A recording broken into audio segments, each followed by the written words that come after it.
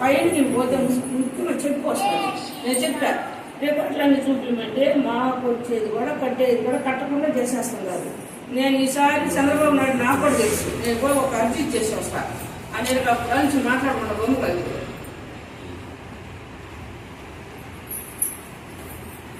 వీళ్ళు ఇప్పుడు ఎలుగులో సంగబంధం డబ్బులంతా తినేస్తున్నారు. ఇదంటే ఇప్పుడు అడగబట్టిన డబ్బులు మనం ఒక సమస్యలో ఉన్నాము అని నేను మర్యాదకు పంపిస్తే వాళ్ళని తిప్పి పంపించుకుంటాను.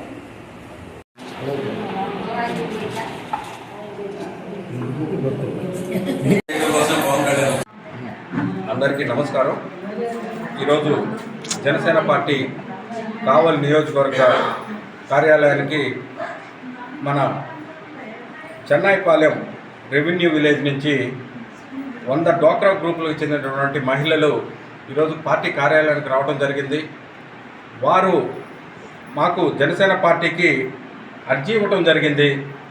ఆ అర్జీలో వాళ్ళు పేర్కొన్న విషయం ఏంటంటే 1998వ సంవత్సరంలో అప్పటి ప్రభుత్వం, తెలుగుదేశం ప్రభుత్వం వారికి సర్వే నెంబర్ 457-5369లో దగ్గర 190 ఎకరాల భూమిని వాళ్ళని సాగు చేసుకోమన్న విధంగా వారికి చెప్పడం జరిగింది.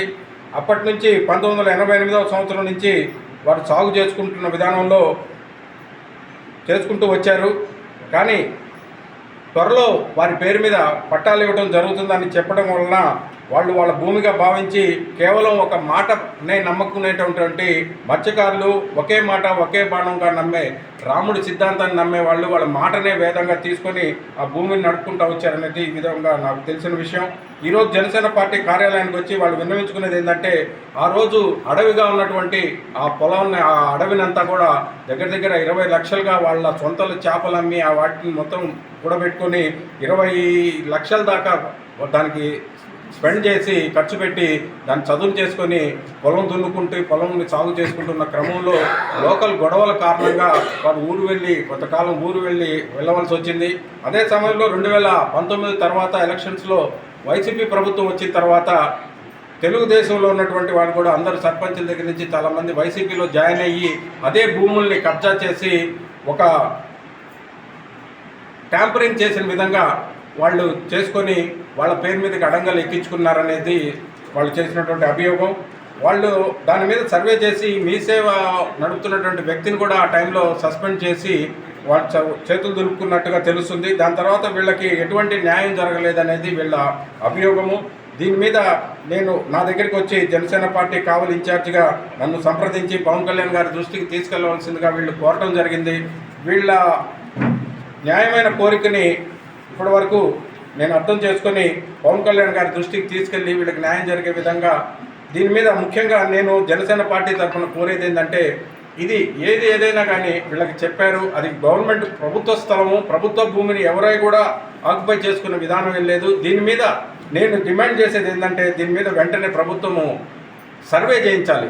అంటే దీని మీద ఒక ఎంక్వైరీ చేసి దాని మీద ఎంక్వైరీ చేస్తే మొత్తం లోతుపాట్లు ఎవరిదైతే తప్పు ఉందో అది బయటపడద్దు అనేది నా ఉద్దేశం.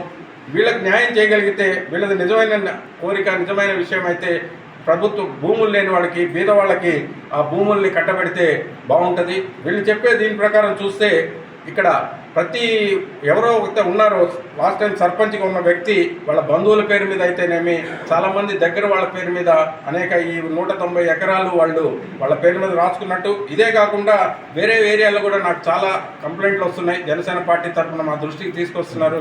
చాలా చోట్ల ప్రభుత్వం ఈ షిప్పింగ్ యార్డ్ వీళ్ళు ప్రభుత్వం దగ్గర నుంచి డబ్బులు వస్తున్నాయన్న ఆశతో దాన్ని అంతా కబ్జాలు చేసుకునే విధంగా ముందుకెళ్తున్నట్టు తెలుస్తుంది. కాబట్టి నేను ఈ ప్రభుత్వాన్ని కోరేది, ఎమ్మెల్యే గారిని కోరేది, జనసేన పార్టీ కావలి నియోజకవర్గం తరఫున మన ఎమ్మెల్యే గారికి కూడా నేను రిక్వెస్ట్ చేసేది ఏంటంటే, దీని మీద ఎంక్వైరీ చేస్తే దీంట్లో ఉన్నటువంటి లొసుగులు, లోటుపాట్లు బయటపడతాయి. అదేవిధంగా వీళ్ళకి బీదవారైనటువంటి వీరు పొట్టగుడి పాకులాడుతా కష్టపడతా వాళ్ళ సొంత డబ్బులు వెచ్చిస్తా కష్టపడే వారికి కూడా న్యాయం జరుగుతుందని, అది ఎలా ఉంటే అలా దాంట్లో ఎంక్వైరీ చేస్తే లొసుగులు బయటపడతాయి.